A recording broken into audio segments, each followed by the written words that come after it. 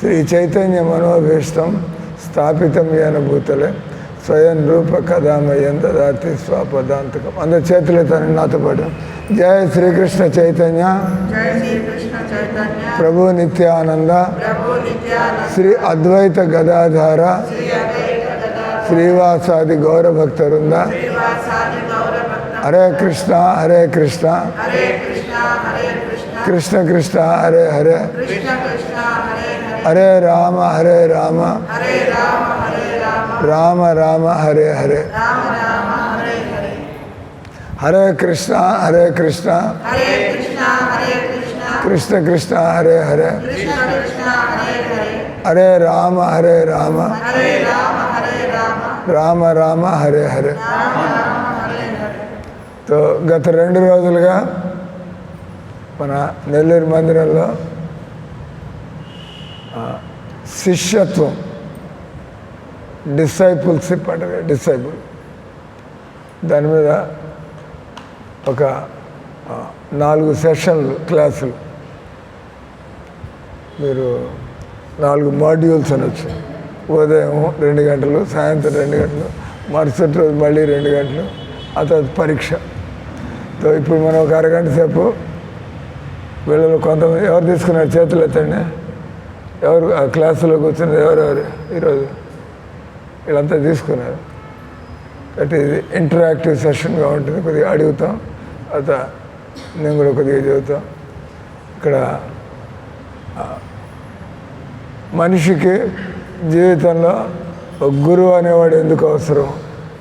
చేతులు ఎత్తడారు fish market లాగా అందరూ మాట్లాడడం ఎవరైనా చెప్పాలనుకుంటే తెలిస్తే చేతులు ఎత్తండి. మనిషికి జీవితంలో గురువు ఎందుకు అవసరం? ఎవరైనా చేతులు ఎత్తారా? మీరు 2 రోజులు ఏమన్నారు చెప్పండి.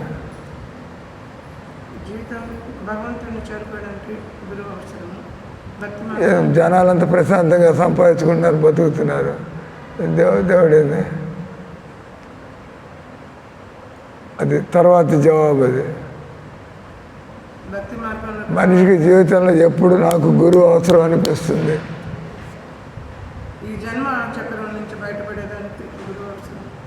ఇంకెవరైనా అందరూ మేము కరెక్టే అనుకుంటారు, ఇంకేం తప్పులే ఉన్నాయి అక్కడ. అటు అనుకుంటే అందరు ఇక్కడే కూర్చుండేవాడు.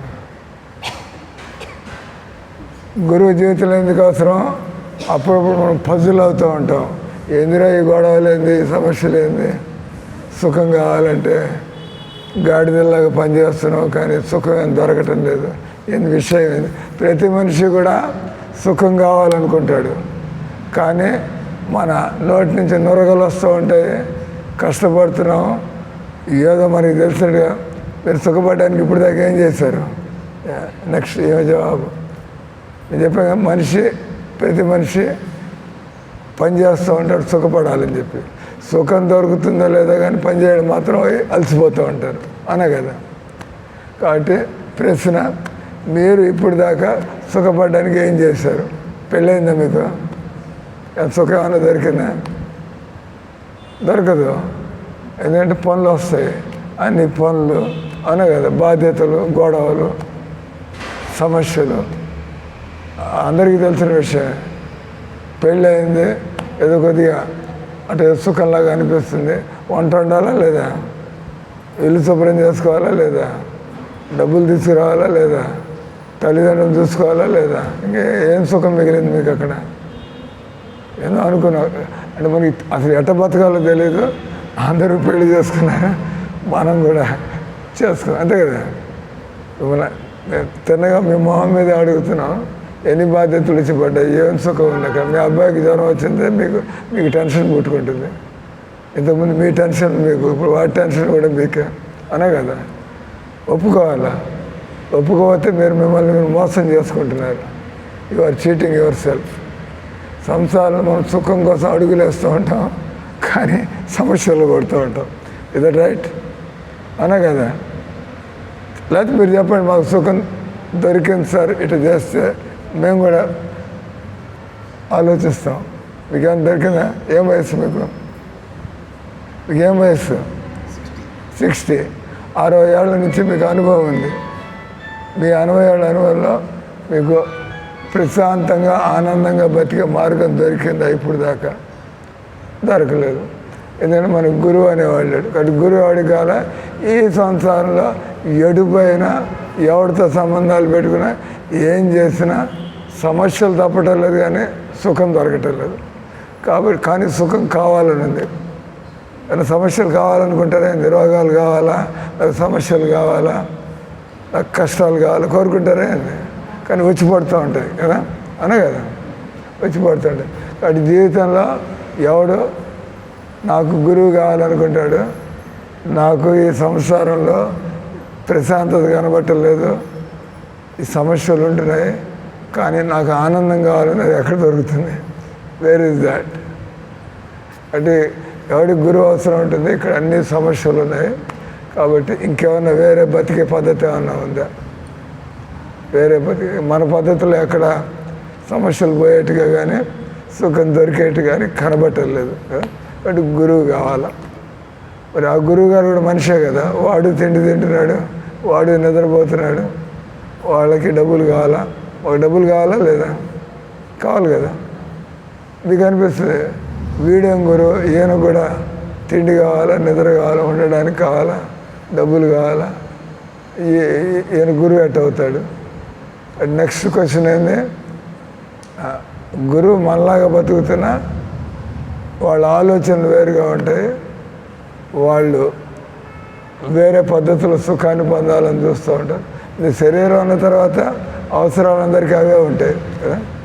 శరీరం ఉన్న తర్వాత ఆ గురువు గారైనా ఎవడైనా కూడా ఆయన కూడా తిండి కావాలా, ఆయన కూడా ఉండడానికి చోటు కావాలా, ఆయన కూడా ఖర్చులకి డబ్బులు కావాలా. కానీ వాళ్ళకి తెలుసు ఆనందం ఎలా దొరుకుతుంది. ఆ దేవుడు అనేస్తాను డైరెక్ట్గా, ఎవడడితే దేవుడే. అంత దేవుడు ఉన్నా కూడా జనాలు పోయి మీ గొడవలు, మీ సమస్యలు, మీ కోరికలు చెప్పుకోవడానికి పోతారు. దేవుడి దగ్గరికి ఎవరైనా వస్తే ఆయన కావాలని పోతున్నారా అని? మీరు దేవుడు కావాలని వస్తున్నారా? దేనికోసం వచ్చారు మందిరానికి? నిజంగా చెప్పండి. మీరు మందిరానికి వచ్చారు, ఎక్కడి నుంచో బాగా టైం తీసుకుని దేనికి వచ్చారు? ఏ ఆలోచనతో వచ్చారు చెప్పండి ఇక్కడికి?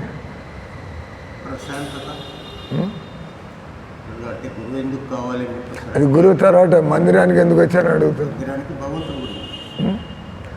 కానీ మీరు వచ్చి చూసుకుని వెళ్ళిపోతే ఇట్లా వినకపోతే ఎట్లా తెలుస్తుంది? నేను అడిగితే వాళ్ళు ముగ్గురు దేవుళ్ళ ఒక దేవుళ్ళ ఏంది అసలు అంత జనాలంతా అక్కడ పెద్ద క్లబ్ లాగా ఉన్నారు, అక్కడ ఎంతమంది కూర్చున్నారు అక్కడ. కానీ మనం నిజంగా దేవుడి కోసం రాలేదు కాబట్టి నాటు దండం బారేసుకోవడం, ఏం సార్ జగన్నాథ్ బలదేవ్ సుభద్ర పోతూ ఉండడం. అడగాలి, ఏం సార్ అంత పెద్ద మార్కెట్ ఉంది అక్కడ, 20 మంది దాకా కూర్చున్నారు అక్కడ, ఎవడంటారు దేవుడి వీళ్ళల్లో? మీకు ఆ ప్రశ్న రాదు. ఎందుకంటే నిజంగా మనం దేవుడిని వెతకటం లేదు. వెతికినట్లయితే వెంటనే ప్రశ్నలు పరంపర ప్రారంభమవుతుంది. ఏంది అసలు ఇక్కడ ఏమీ పెట్టాడు, ఏం దేవుడు అంటే ఏంది ఇక్కడ కూర్చుంటారు, ఏం సార్ వాటి అడగడానికి. ఏమో దండం మీలాంటి వాళ్ళు చూడండి కూడా చూడు పోతూ ఉంటాడు. ఏం చూసామంటే గమనించలేదు సార్, ఏదో అంతే. మామూలు మీరంతా కళ్ళు మూసుకొని దండం పెడతాడు. కళ్ళు మూసుకొని దండం పెడితే ఇంట్లోనే పెట్టుకోవచ్చు కదా. ఇక్కడికి వస్తే కళ్ళు బాగా తెరిచి ఏమేమి పెట్టారు, ఎందుకు పెట్టారు, ఏంది ఈ డ్రెస్సింగ్లు ఏంది అంత గమనిస్తారు. మెడిటేషన్ అంతా మీరు టైం అక్కడ ఉండే దాని మీద ధ్యానం చేస్తున్నారు. ఇక్కడ చూడాలి. ఎప్పుడైనా మందిరానికి వచ్చినప్పుడు మనం ఏంది అసలు ప్రశ్నలు రావాలా. ఒరే అక్కడ శివాలయంలో అక్కడ లింగం పెట్టాడు, అక్కడ వినాయకుడు కూడా అది పెట్టాడు, వీళ్ళది ఇది పెట్టారు, ఏంది అంటే దేవుడు ఏదైనా దేవుడు అనేది నిజంగా దేవుడిని ఎత్తుతుంటే all these questions will begin. అప్పుడు ఎవరు చెబుతారు? అప్పుడు భగవద్గీత మీ జీవితంలోకి వస్తుంది. మనకు అర్థం కావటం లేదే, భగవద్గీత సంస్కృతంలో ఉంది, దానికి అనువాదం ఉన్నా కూడా మనకు అర్థం కావటం లేదే.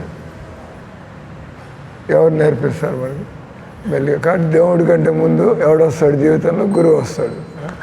ఎందుకంటే దేవుడితో మీరు అంత మాట్లాడుతున్నారేం డైరెక్ట్గా ఆయనతో అంత మాట్లాడితే మీరు గొప్ప భక్తులు అయిపోయినట్లు లెక్క కదా. తిన్నగా ఓ మీ పేరేంది? రజని ఇక్కడికి ఇంకో రజని వస్తుంది. ఈ రోజు రాలేదా రజని? ఇంకో రజని రోజు వస్తూ ఉంటుంది. పాపం కూలి పనులు చేసుకుంటూ ఉంటుంది. వస్తుంది రోజు వస్తూ ఉంటుంది. వచ్చి రోజు రజని రాగా దేవుడు హలో రజని ప్లీజ్ కమ్ అంటున్నాడు. ఏంది ఆయనే మాట్లాడటం మీతో. ఆయన మాట్లాడుతున్నాడు మీకు అర్థం కావట్లేదు. బహుశా ఆయన మీకు ఏమైనా చెప్పాలని చూస్తూ ఉండొచ్చు, కానీ మన దగ్గర రిసెప్షన్ లేదు, మనకి తెలియదు. నిజంగా మీరు ఎదుగుంటే దేవుడిని చూస్తుంటే అనేది మీకు చెబుతూ ఉంటాడు ఆయన. అంటే దేవుడు చెప్పగలడు కదా. అంటే ఏదో మనం ఏదో దేవుడు అంటే కొద్దిగా నమ్మకం జరిగి ఈరోజు శివాలయం పోద్దాం, ఈరోజు ఇస్కాన్ మందిరం పోయేద్దాం, పోతూ ఉంటారు ఇట్లా రకరకాలుగా. దేవుడు తెలిసిన వాడికి ఈ ప్రశ్నలన్నీ వస్తాయి. గురువు అవసరం ఉంటుంది. ఆ గురువు నెక్స్ట్ ప్రశ్న. అటు గురువు ఎవరికి అవసరం అంటే ఎవరికైతే ఈ సంసారంలో ఈ సమస్యలు ఏం పోయేట్టుగా లేదు, బతుకైపోతుంది, మరి సుఖం ఎట్లా దొరుకుతుంది ఎవడైనా చెప్పగలరా మనకి? రెండో ప్రశ్న, మనం పోతాం, ఇక్కడ ఆడాళ్ళుగా పుట్టాం, మగాళ్ళుగా పుట్టాం, కుక్కలుగా పుడుతున్నారు, బల్లులుగా పుడుతున్నారు, ఏంది ఇదంతా? మనం పోయిన తర్వాత మళ్ళీ ఎట తిరిగి వస్తాం, ఇక్కడికి ఎట తిరిగి వస్తాం? చనిపోయిన తర్వాత మళ్ళీ జన్మ ఉంటుందా ఉండదా? అది కూడా గురువు దగ్గర నేర్చుకోవాలి. భగవద్గీత గురువు అంటే ప్రశ్న. ఆల్రెడీ ఇక్కడికి వచ్చాము, ఏం చేస్తే మళ్ళీ జన్మలు లేకుండా మనం బయటపడవచ్చు, బయటపడితే ఎక్కడికి పోవాలో ప్రశ్న. ఈ విషయాలన్నీ ఉన్నాయి రకరకాలుగా. తర్వాత మీరు ఇప్పుడు మాతో పాటు హరే కృష్ణ అన్నారు. మీరు మాంసాహారం తింటారా అంటే హరే కృష్ణ అన్నారు, కానీ ఎవడో చెప్పాలి కదా. ఇప్పుడు నేను అడిగా, తినక మొహం మీద అడిగా, మీరు మాంసాహారం తింటున్నారు, మరి హరే కృష్ణ దేవుడు కావాలనుకునే వాళ్ళు కొన్ని చేయకుండా ఉంటాయి. అంతే కదా. దేవుడు నిషేధించినవి మనం చేయకూడదు. దేవుడు ఏం నిషేధించాడు? మీకు దేవుడు అంటే నమ్మకం. దేవుడిని నమ్ముకున్న వాళ్ళు దేవుడు చెబుతాడు ఇట బతకూడదు, ఇట బతకాలని. కానీ మనకి తెలియదే ఏం చేయకూడదు, ఏం చేయాలా. మీకు అర్థమవుతుంది. ఇప్పుడు దేవుడు ఉన్నాడంటే ఆయన సారాయి తాగమంటున్నాడా, మాంసాహారం తినమంటున్నాడా, సినిమాలు చూడమంటున్నాడా, వద్దంటున్నాడా? మరి అది కాకపోతే మరి ఇంకేం చేయమంటున్నాడు దేవుడు? ఆల్రెడీ దేవుడు వద్దన్నాడు, వద్దన్నాడు, మరి ఏం చేయమంటున్నాడు దేవుడు కదా? ఇది ఒక పెద్ద సైన్స్. మెల్లగా దిగి కొద్ది కొద్దిగా నేర్చుకుంటాం. మెల్లిగా మనం ఒక భక్తుడు, అతనికి చక్కటి జ్ఞానం ఉంటుంది, అతనికి ఏం చేయాలి ఏం చేయకూడదో తెలుసు, సాధన ఏం చేయాలి, మనకి దేవుడితో సంబంధం కావాలా. నెక్స్ట్ క్వశ్చన్, దేవుడితో సంబంధం కావాలా? ముందు వాడెవడో తెలుసుకోవాలి. దేవుడు ఆయనతో సంబంధానికి ఏం చేయాల్సి ఉంటుంది. కాబట్టి జీవితంలో మొదటి ప్రశ్న, మనకి ఒక గురువు అనేవాడు కావాలా. తో గురువుని మనం భగవద్గీత ఆధారంగా, గురువు అనేది ఒక క్వాలిఫికేషన్. ఎవడు గురువు కాగలడు చెప్పండి? ఎవరు గురువు కాగలడు? నెక్స్ట్ ప్రశ్న. మనకు ఒక గురువు కావాలా? వాడు గడ్డం మీసాలు పెట్టుకుని వాడు తిరుగుతున్నాడు, వాడు గురువా? వాడు కాషాయ కొట్లు కట్టుకుని తిరుగుతున్నాడు, వాడు గురువా? వాడు ఇటు మాల గుండు కొట్టుకుని తిరుగుతున్నాడు. గురువుని ఎలా గుర్తుపట్టాలా? నెక్స్ట్ ప్రశ్న. మనకు గురువు కావాలా? మరి గురువు యొక్క యోగ్యత, క్వాలిఫికేషన్ ఏంటి? ఎవరు చెబుతారు? చేతులు ఎత్తండి. ఫిష్ మార్కెట్ లాగా అందరూ మాట్లాడుకోండి. ఎవరిని చెప్పాలి? చెప్పండి. గురువు యొక్క యోగ్యత లేదు.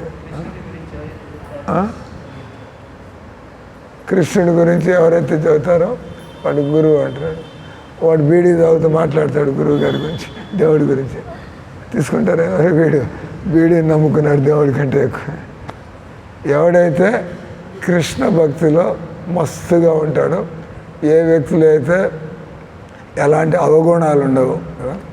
అంటే నేను కృష్ణ భక్తిలో ఆనందం ఉంటే బీడీ ఆనందం అవసరమైంది, సిగరెట్ ఆనందం అవసరమైంది, మనకి సారాయి ఆనందం అవసరమైంది, మనకి టీ కాఫీలు తాగాల్సిన ఆనందం అవసరం ఉంది. తిండి కావాలా? మీరు పిల్లవాళ్ళు పుట్టగానే, మీరు తల్లి పుట్టగానే మీ వాడికి టీ కాఫీ అని పోసారా, పాలు పోసారా? పాలు పోతారు బట్ పాలు తాగచ్చు అనమాట కదా. బట్ టీ కాఫీ తాగుతారా? టీ కాఫీ అబద్ధం చెప్పమాకండి. కాబట్టి మీకు సంతోషం లేదు, కాబట్టి ఇది కొద్దిగా స్టిమ్యులేషన్, ఏదో ఉత్తేజన కలగడానికి. జీవితం నీరసంగా ఉంది, ఒక కప్పు కాఫీ లాగిస్తే కొద్దిగా స్టిమ్యులేషన్ ఇదే మనకి. కాబట్టి మీరు సుఖం లేక సంతోషం లేక మెల్లిగా చిన్న పెద్ద మత్తు పదార్థాలు అలవాటు చేసుకుంటున్నారు జీవితంలో. ఏదో జీవితంలో బోరింగ్గా ఉంది, అటు ఆ బోర్డం నుంచి, ఆ విసుగు నుంచి బయటికి రావడానికి, కొద్దిగా హుషారుగా ఉండడానికి ఒక కప్పు కాఫీ, ఒక కప్పు టీ తాగి. కానీ అది ఎంతసేపు ఉంటుంది? కప్పు టీ తాగితే అది మంచిది ఆరోగ్యానికి. తర్వాత కాబట్టి గురువు అంటే ఎవడైతే బాగా కృష్ణ భక్తిలో ఆయన మస్తుగా ఉన్నాడో, అంటే ఆయన కేవలం బతకడానికి ఆయన ఏదో అన్నం కూర పప్పు కొద్దిగా శాకాహారం అంత అన్నం తిని మిగతా టైం అంతా మస్తుగా ఏదో భాగవతం చదువుకుంటా జపం చేసుకుంటా పూజలు చేసుకుంటా వాడి బతికంతా ప్లస్. ఎందుకంటే అతనికి బతికే మార్గం దొరికింది. శరీరానికి కొద్దిగా తిండి కావాలి, ఆ తిండి. కానీ వాళ్ళేం టీ కాఫీలు తీసుకోరు, వాళ్ళేం హోటల్లో తినరు. భోజనం ఉంటుంది, మనం ఇంట్లో వండుకుంటాం, బయట హోటల్లో కూడా ఉంటాయి. మనం ఎవడైనా భక్తులు అంటే ఆయన తిండి విషయంలో కొద్దిగా జాగ్రత్తగా ఉంటాడు. తిండి విషయంలో ఆ భోజనంలో ఏమైనా గుడ్లు చేపలు మాంసం ఉన్నాయా, ఉల్లి వెల్లుల్లి ఏమైనా వేసారా, ఆ వండేవాడు ఏమైనా దుర్మార్గుడా, వండేవాడికి ఏమైనా వ్యసనాలు ఉన్నాయా, అంతే కదా. హోటల్లో పనిచేస్తూ ఉంటాడు, వాడు అలవాట్లేందో, వాడి బుద్ధి లేదో, దొంగ బుద్ధులు ఉండొచ్చు. వాడు అలవాట్లు బీడీ తాగుతూ వంటాడు, ఏం చేస్తాడు, వాడికి అలవాటు కదా. కాబట్టి భక్తులు ఎవడైతే గురువు అయితే అతను ఆహారం విషయంలో చాలా జాగ్రత్త పడతాడు. ఎందుకంటే ఎలాంటి తిండి తింటే మన బుద్ధులు ఆ విధంగా మారుతూ ఉంటాయి. అందుకే మందిరాల్లో ప్రసాదాలు ఎందుకు పెడతారు? ఎందుకంటే జనాలు ఇట్లా కూర్చొని వింటారో వినరో వాళ్ళు. అంటే మీరు వచ్చే టైంలో ఈ క్లాస్ ఉండదు, అంటే మీరు వచ్చి వెళ్ళిపోతూ ఉంటారు. కనీసం అందరూ ప్రసాదం తీసుకుంటారు. ఆ ప్రసాదం దేవుడికి నైవేద్యం పెట్టింది, భక్తులు ప్రేమతో తయారు చేసి ఆయనకి నైవేద్యం పెట్టి. కాబట్టి భక్తుల యొక్క నమ్మకం తెలిసి తెలియక ఎవరైనా కృష్ణ భక్తుల చేతి నుంచి ప్రసాదం తిన్నారంటే, మీరు ఇందాక వడ తిన్నారా? మీకైనా వడ ఇచ్చింది బాగుందా? దానిలో నేను ఉల్లిపాయ ఉందా? అది నీకెట తెలుసు? ఉల్లిపాయ లేదు. ఉల్లిపాయ అంటే వాసన వస్తుందా? ఉల్లిపాయ అంటే వాసన వస్తుంది, లేదా ఉల్లిపాయ టేస్ట్ అది తెలుస్తుంది. దానిలో ఏదో క్యాబేజ్ ఉండొచ్చు, ఉల్లిపాయ లాగా ఉండొచ్చు కదా. కానీ దానిలో ఉల్లిపాయ వేరు. ఎవరైనా కూడా భక్తులు అయినప్పుడు వాళ్ళ భోజనంలో ఉల్లి వెల్లుల్లి కటివన్నీ కూడా మనం తెలుసుకోవాలి. ఎవరైనా దేవుడికి దగ్గర అవ్వాలంటే, దైవ అనుభూతి పొందాలంటే ఎలాంటి ఆహారం తినాలా తెలియదు కదా మనకి. మీకు ఎవరు చెప్పలేదు టీ కాఫీలు తాగని అవసరం లేదు. దాని బదులుగా మనం రుచి కోసం హెర్బల్ టీ అంటారు, హెర్బల్ అట్లాంటివి తీసుకోవచ్చు. కానీ మనం మత్తు పదార్థాలు వేసుకొని తాగక్కర్లేదు. కాబట్టి గురువు అంటే కొంతవరకు చెప్పింది.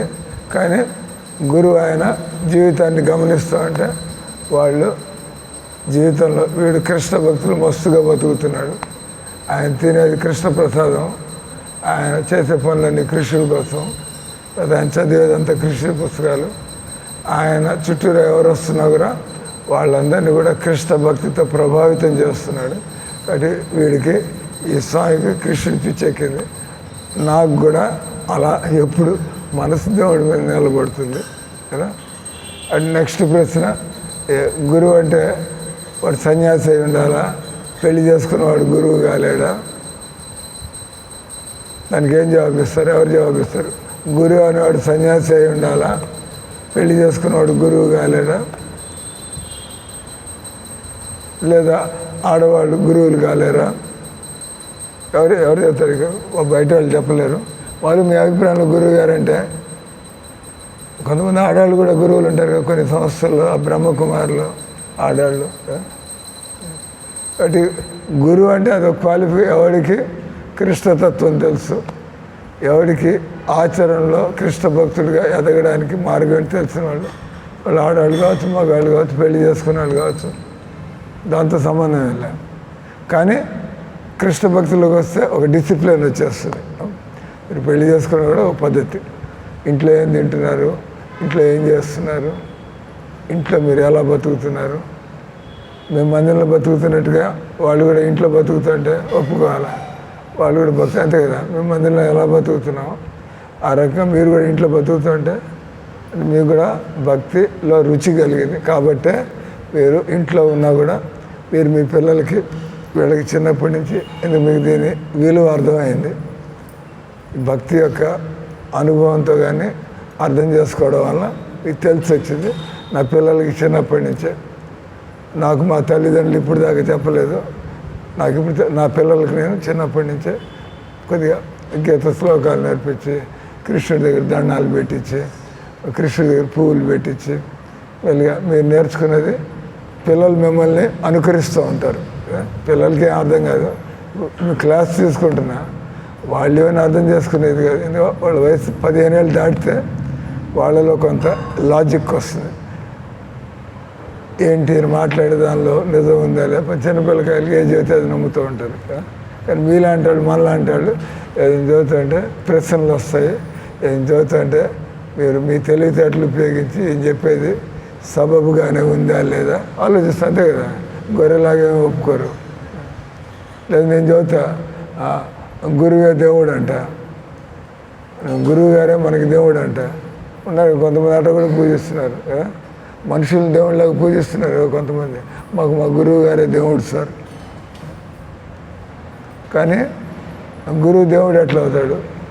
ఎవరికైతే కృష్ణుడు దేవుడు, కృష్ణుడు దేవుడు అయితే ముసలితనం ఉండదు, వెంట్రుకలు తెల్లబడడం, గడ్డాలు మీసాలు రావడం. ఎవరికైతే కాల ప్రభావం ఉంటుందో వాడు దేవుడు అయ్యే ప్రశ్న లేదు. గురువు గారు ఆయన జ్ఞానం ఉంది, పవిత్రంగా బతుకుతున్నాడు, అందుకని పూజిస్తున్నాం. కానీ ఆయన దేవుడేం కాదు కదా.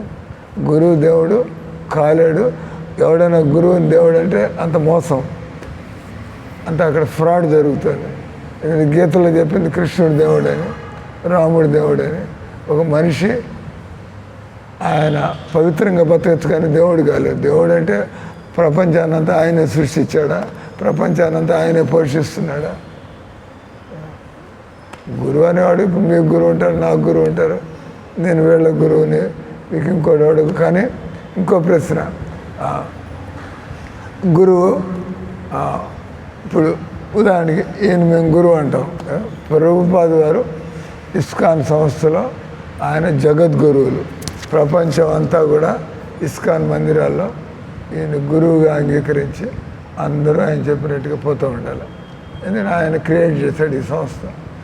నా సంస్థలో ఎవరైనా చేరినట్లయితే వాళ్ళు ఈ విధంగా తెల్లవారుదాను 4 కల్లా 3:30 కల్లా నిద్ర లేవాలా. వాళ్ళు ఈ రకంగా 16 మాలు కనీసం 2 గంటలు భగవన్నామని జపం చేయాలా. వాళ్ళు భగవద్గీత అది తెలుసుకోవాలి. ఆయన పెట్టాడు రూల్స్. అమాయకుల్లాగా బతకడానికి లేదు, తెలుసుకోవాలి దేవుడు.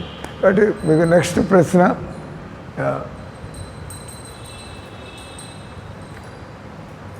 మనకి గురువు అనేటువంటి వాడు ఆయన ఎంతమంది ఉండొచ్చు కదా. దేవుడు ఒకడే, కృష్ణుడు దేవుడు, ఆయన అందరికీ ఒకడే. తర్వాత ప్రశ్న మీకు ముస్లింలకి, క్రిస్టియన్లకి వాళ్ళకి ఏమన్నా దేవుడు వేరుగా ఉంటారా? అందరికీ ఒక్కడే దేవుడా? మీ అభిప్రాయం ఏంది? దేవుడు అన్నారు, ముస్లింలకు వేరే దేవుడు ఉంటాడా? దేవుడు అంటే అందరికీ ఒక్కడే ఉండాలి. సృష్టి అందరికీ ఒక్కళ్ళే ఉంటారు, వాళ్ళు ఆ రూపంలో పూజించుకుంటారు. వాళ్ళకి రూపం ఏం చెప్పాలి వాళ్ళు. ఎవరు కూడా క్రిస్టియానిటీలో కానీ ఇస్లాంలో కానీ దేవుడు ఎలా ఉంటాడని చూపించాల. మన వేదాల్లోనే దేవుడు వర్ణన వచ్చింది. రాముడు ఇలా ఉంటాడు, రాముడు ఇలాంటి పనులు చేశాడు, రామాయణం. రాముడు పూర్తి వర్ణన. రాముడు ఈ భూమి మీదకి వచ్చినప్పుడు ఏమేం చేశాడు, తర్వాత ఆయన దేవుడు అనడానికి ఆయన ఎలా పుట్టాడు, ఏం చేశాడు, ఎలా పోయాడు, చూస్తే ఈయన మనిషిలాగా పుట్టలేదు, ఈయన మనిషిలాగా చావలేదు, ఈయన మనిషి లాంటి మానవ బలహీనతకు లోనై పనులు చేయలేదు. అందుకే అంటాం మనం కదా, రాముడి మాటకు తిరుగులేదు. దేవుడు ఆయన మనలాగా పొరపాట్లు చేయడం, మనలాగా సారీ చెప్పుకోవడాలు ఆయనకి అవసరం లే. ఆయన చెప్పాడంటే అదే కరెక్ట్, ఫినిష్. దాన్నే దేవుడు అంటారు. అట్లా కృష్ణుడు చేసిన మనకు కొన్ని అర్థం కావు. అప్పుడు అది దేవుడు తప్పు చేసినట్టు కాదు, మనకే కృష్ణుని అర్థం చేసుకునే తెలివితేటలు.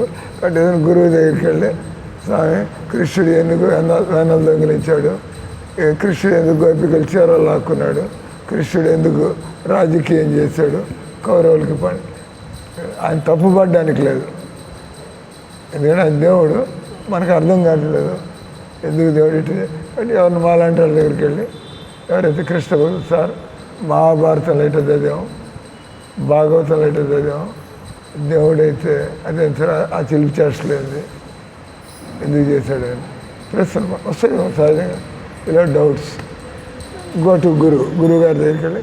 కాబట్టి గురువు మనకి దేవుడి గురించి మనకు ఉండేటువంటి సమస్యలు, సంశయాలు, తర్వాత పద్ధతులు ఇవన్నీ కూడా మనకి నేర్పిస్తాడు.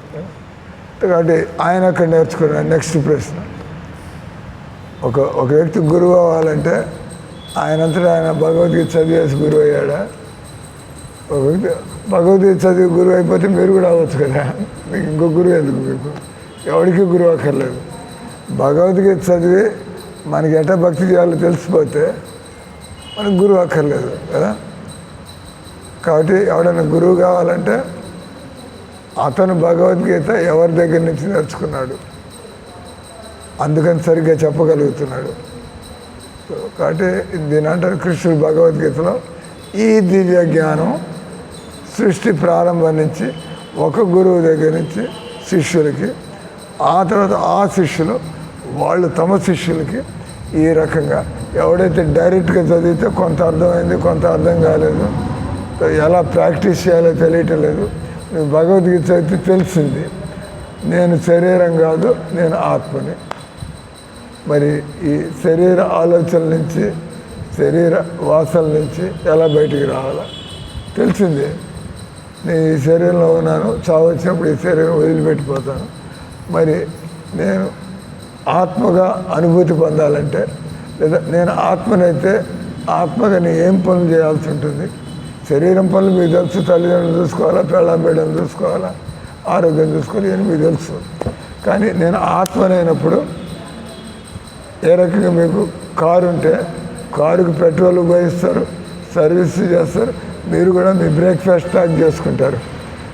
దాని అవసరాలు దానివి, మీ అవసరాలు మీద డబ్బులు, పర్సులో డబ్బులు పెట్టుకుంటారు, మీ బ్రేక్ఫాస్ట్ పెట్టుకుంటారు, గుడ్డలు వాటి మీ అవసరాలు ప్లస్ బండి అవసరాలు రెండు. అదే రకంగా శరీర అవసరాలు, ఆత్మ అవసరాలు. కాబట్టి మనకి ఆత్మ అవసరాలు ఏదో మనకి తెలియటం లేదు. ఆత్మ అవసరాలు ఏంటి అని ప్రశ్న అడిగినప్పుడు అదే మన ఆత్మ అవసరాలు అంటే అసలు ఆత్మకి ఏం అవసరాలు ఉంటాయి కదా. అంటే ఆత్మ అవసరాలు ఏంటి మనం గురువు. కాబట్టి ఒక గురువు అనేవాడు అతను తనంతట తాను గురువు అయ్యే అవకాశం లేదు, తనంతట తాను గురువు అయ్యే అవకాశం లేదు. ఎందుకంటే ఎవడో చెప్పండి ఆయనకి అట్లా తెలిసింది. కాబట్టి ఇప్పుడు ప్రభుపాద ఆయన అన్నీ చెప్పాడు విషయాలు. ఆయన పోయే ముందు ఇంతమందిని గురువులు చేసిపోయాడు.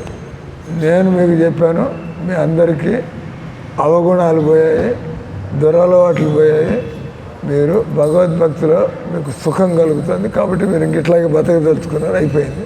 కాబట్టి మీరు ఈ జ్ఞానాన్ని ఇతరులు, ఇప్పుడు నేను చెబుతున్నా మీకు, ఇదే నేను ఊహాగానాలు చేసి నా తెలివితేటలు పోయింది మాట్లాడటల్లా. నేను ఏదైతే విన్నానో విన్నదాన్ని నా శబ్దాల్లో చెబుతున్నాను. ఉదాహరణకి ముగ్గురు ఫిజిక్స్ టీచర్లు ఉంటారు, ముగ్గురు చెప్పేది ఫిజిక్సే, కానీ ఈయన మాటల్లో చెబుతాడు, కొద్దిగా తేడా ఉంది మాటలు, కానీ లక్ష్యం మాత్రం ఆ ఫిజిక్స్ సబ్జెక్ట్ మీ తలకెక్కిందా లేదా, అంతే కదా. కరెక్ట్గా నేను ఏ పదం తర్వాత ఆ పదం మాట అందరు లెక్చర్ అట్లాగే మాట్లాడతారా అయింది. అందరు అట్లా మాట్లాడే నలుగురు ఫిజిక్స్ టీచర్ని క్లాస్ ఇవ్వాలంటే నలుగురు వేరుగా వేస్తారు, కానీ ఆఖరిలో ఇచ్చే జ్ఞానం అదే ఉంటుంది. ఆ రకంగా గురువులు ఎంతమంది ఉన్నా కూడా విషయం మాత్రం కృష్ణుడి టాపిక్కే ఉండాలి. మీరు టీవీలో చూస్తూ ఉంటారు, ఫలానా సంస్థ గాయత్రి పరివారం ఆ స్వామి మాట్లాడతాడు, ఫలానా ఇంకటేంది రమణ మహర్షి ఆశ్రమం వాళ్ళు మాట్లాడుతున్నారు, బ్రహ్మకుమారి వాళ్ళు మాట్లాడుతున్నాడు. అంటే రకరకాల ఏదో ఆయన శంకర సంప్రదాయం, సరస్వతి ఆనంద తీర్థుల వారు ఆయన లెజ్జియర్ గారు మాట్లాడుతున్నారు రకరకాలుగా. కానీ వాళ్ళందరూ కూడా కృష్ణుడి గురించి మాట్లాడుతుంటే అందరు, కానీ వేరు వేరు విషయాలు పోతున్నాయి అనుకోండి, వినేవాడికి డౌట్ వస్తుంది. జియర్ గారు ఇటు అన్నాడు, ఈయన ఇటు అన్నాడు, ఎవడు కరెక్ట్ వేళలో. Bhagavad Gita checking point. ఎవడు ఏందేందో మాట్లాడుతూ ఉంటారు, ఎవరు కృష్ణుడు భగవద్గీతలో చెప్పాడో అది మాట్లాడుతున్నాడంటే ఈయన కరెక్ట్గా మాట్లాడుతున్నాడు. ఈయన భగవద్గీత చూపించి ఆయన తన పద్ధతులు ఎందుకు చెబుతాడు. అంటే నిజంగా గురువులు అయితే 10 మంది ఉన్నా 100 మంది ఉన్నా అందరూ, ఇప్పుడు నేను మాట్లాడుతున్న ఇస్కాన్లో మీరు నెల్లూరులో కూర్చుని నా ప్రవచనం విన్నారు. ఈ స్వామి కృష్ణుడి దేవుడు అని చెప్పి కృష్ణ భక్తి చేయమని చెప్పి చేస్తే మీ బలహీనతలు అని చెప్పాడు. మీరు ఇప్పుడు హైదరాబాద్ ఇస్కాన్ మందిరానికి పోతాడు, అక్కడ ఎవడో నారాయణ స్వామి వాడు ఉంటాడు, అక్కడ ఉంటాడు కదా ప్రతి ఇస్కాన్ మందిరంలో. చెన్నైలో ఒక స్వామి ఉంటాడు, మందిరాల్లో ఉంటారు కదా భక్తులు, ఆయన కూడా ఇట్లాగే ప్రవచనం ఇస్తాడు. ఈ టైంలో వింటారు. ఆయన ప్రవచనం విన్న తర్వాత ఈయన నన్ను కృష్ణుడు నమ్ముకోమంటున్నాడు, ఈయన నన్ను కృష్ణ భక్తి చేయమంటున్నాడు. కానీ ఆయన తన శబ్దాల్లో చెబుతున్నాడు, నాలాగా మాట్లాడ్డా ఆయన మాట్లాడే లాజిక్లు కొంచెం వేరుగా, కానీ లక్ష్యం మాత్రం ఇలా ఇతరులకి కృష్ణ భక్తిని ఇవ్వాలి. కాబట్టి గురువు అనేవాడు 100 మంది ఉన్నా 1000 మంది ఉన్నా నిజంగా వాళ్ళు గురువులు అయినట్లయితే వాళ్ళంతా కూడా, అమెరికా వాడు కూడా గురువు కావచ్చు ఆయన కృష్ణ భక్తులు అయితే, చైనా వాడు కూడా గురువు కావచ్చు. వాడు సరే వీడు చైనా వాడు, వీడికేం తెలుస్తుంటుంది, వింటే తెలుస్తుంది. అరే ఈ చైనా వాడు కానీ వీడు మాట్లాడుతుంటే ఇంకా భగవద్గీత కృష్ణ భక్తి ఎలా మనం ఈ సిగరెట్ సారాయి పనికిమాల అలవాటుని బయటికి రావాలా ఎలా అని మన చెబుతున్నాడు. చైనా వాడు అంటే చైనా ఇప్పుడు ఉదాహరణకి ఈయన బెంగాలీ ఆయన శరీరం, కానీ ఆయన గురువు గారు. కాబట్టి ఎక్కడికి పోయినాడు ఆఫ్రికా వాళ్ళని కృష్ణ భక్తులు చేశాడు, అమెరికా వాళ్ళని చేశాడు, రష్యా వాళ్ళని చేశాడు, చైనా వాళ్ళని చేశాడు. ఇప్పుడు నేను అమెరికాలో ఉన్నప్పుడు నాకు ఒక అమెరికాలో ఈయన శిష్యుడు దొరికాడు, ఈయన లేడు. ఈయన 1970 వెళ్ళిపోయాడు. నేను అమెరికాలో 1982లో పోయా. ఇస్కాన్ మందిరాలు ఉన్నాయి అప్పుడు అక్కడ అమెరికాలో. అక్కడి నుంచి ఒకసారి అమెరికా ఆయన, అరే ఇండియాలో ఏ మందిరాలు నాకు చెప్పినట్టుగా ఏం భలే చెబుతున్నాడు భగవద్గీత. నా గురువు గారు అమెరికన్, నేను ఇండియన్ని, నేను హిందువుని, కానీ నా గురువు గారు పుట్టింది అమెరికాలో, ఆయన పుట్టింది క్రిస్టియన్ మతంలో పుట్టాడు, కానీ ఇప్పుడు ఆయన కృష్ణ భక్తుడు. తర్వాత ప్రశ్న, ఇక్కడ మతం మార్పిడులు జరుగుతున్నాయా? ఇస్కాన్ వాళ్ళు ప్రచారం చేస్తే గల్ఫ్ కంట్రీస్లో చాలామంది ముస్లింలు కృష్ణ భక్తులు అయ్యారు, చాలామంది ఆఫ్రికా వాళ్ళు కృష్ణ భక్తులు అయ్యారు, క్రిస్టియన్స్, వేరే వేరే మతాల వాళ్ళంతా కూడా. కాబట్టి ఇస్కాన్ వాళ్ళు మతం మార్పిడులు చేస్తున్నారా? వాళ్ళు చేస్తున్న క్రిస్టియన్లు వచ్చి మతం మార్పిడి చేస్తున్నారు, హిందువులను పట్టుకుని మీరు క్రిస్టియన్లు కండి, లేదా ముస్లింలు బలవంతం చేసి మీరు ముస్లింలు కాబట్టి చంపుతాం, మీరు భయపడిపోయామా, బతికుంటే బొలసాగు తినచ్చు, ఎందుకు వచ్చింది వదిలిపారేసి భయపడిపోయేవాడికి. కానీ ఇస్కాన్ వాళ్ళు ప్రచారం చేస్తున్నారు, ఇక్కడ బలవంతం లేదు, నీకేం ప్రలోభన పెట్టాలా, డబ్బు నీకు ఉద్యోగం ఇస్తా, నువ్వు క్రిస్టియన్గా, లేదా నువ్వు ముస్లిం కాబట్టి నేను చంపుతా, అట్లా మేమేమి నేను మీకు ఉద్యోగం ఇప్పిస్తా కాబట్టి మీరు హిందువులు కండి, నేను ఎవరిని ఇక్కడ హిందువులు కమ్మని చెప్పటల్లా. ఇస్కాన్ వాళ్ళపై క్లాసులు వింటే నువ్వు శరీరం కాదు, నువ్వు ఆత్మవి, ఆత్మస్థాయికి ఎదుగు, అది ఆత్మకి అలాంటి దురలవాట్లు ఉండవు. ఆత్మ శుద్ధమైనటువంటిది. ఆత్మ శరీరానికి అంత ఆహారం ఏర్పాటు చేస్తే మీరు శుద్ధంగా బతుకుతూ ఉంటారు. మోసాలు చేయక్కర్లేదు, అబద్ధాలు చెప్పక్కర్లేదు. మీరు సిగరెట్స్ ఏం అక్కర్లే, జస్ట్ బతకడానికి అంత తిండి కావాలి. కాబట్టి మిగతాదంతా కూడా దేవుడి కోసం ఎట్లా బతకాలి. అంటే ఇక్కడ మీకు చదువుతున్నటువంటి పాయింట్, గురువు అనేటువంటి వాడు అతను అమెరికన్, ఇండియన్. ఇప్పుడు అమెరికా వాడి దగ్గర బంగారం ఉంటుంది. బంగారం అమెరికా వాడి దగ్గర ఉంటేనే, ముస్లిం దగ్గర ఉంటే, రెడ్డి గారి దగ్గర ఉంటే. కాబట్టి మనకి ఈ శరీరాలు చూడాల్సిన అవసరం లేదు. ఈయన నాకు కృష్ణుడి గురించి ఆయన జీవితం ద్వారా, ఆయన ఉపదేశాల ద్వారా ఆయన నాలో మార్పు తీసుకురాగలడా, ఆయన నన్ను మార్చగలడా. వింటుంటే సరిగ్గా ఉంటే ఆల్రెడీ బాగానే ఉంది. ఆల్రెడీ ఏం చేయమంటాడు ఇప్పుడు ఆయన నన్ను, అది కూడా చేసి చూద్దాం. చేసి చూస్తే మీరు ఎదుగుతున్నారు, మీ అవగుణాలు పోతున్నాయి, ఆల్రెడీ పనిచేస్తుంది కదా. ఉదాహరణకి ప్రతి మనిషికి ఉంటాయి కదా, ప్రతి మనిషికి మనలో ఈర్ష్య ఉంటుంది, ద్వేషం ఉంటుంది, లేదా మనలో గ్రీడ్ ఉంది. కాబట్టి మనం మోసం చేసి డబ్బులు సంపాదిస్తాం. గ్రీడ్ లేకపోతే నాకు రాసింది చాలు, నాకు రాసి పెట్టింది వస్తే చాలు. కానీ నేను మనసు చంపుకొని మోసం చేయను, మనసును చంపుకొని నేను మోసం చేయను. ఎందుకంటే దేవుడు చెబుతున్నాడు లోపల నుంచి, నువ్వు తప్పు చేస్తున్నావు అని. కాబట్టి నేను చేయకూడదు కదా. బట్ ఇక్కడ తర్వాత జీవితంలో గురువుని ఎలా మనం స్వీకరించాలి, గురువుని ఎలా స్వీకరించాలి. మీరు అంటారు, ఒకటి వచ్చి మీరు చెప్పేదంతా బాగానే ఉంది సార్, నాకు కూడా నమ్మకం కలుగుతుంది, భగవద్గీత తెలుసుకోవాలన్నారు, కృష్ణుడు తెలుసుకోవాలన్నారు, కృష్ణ భక్తిని పొందాలన్నారు.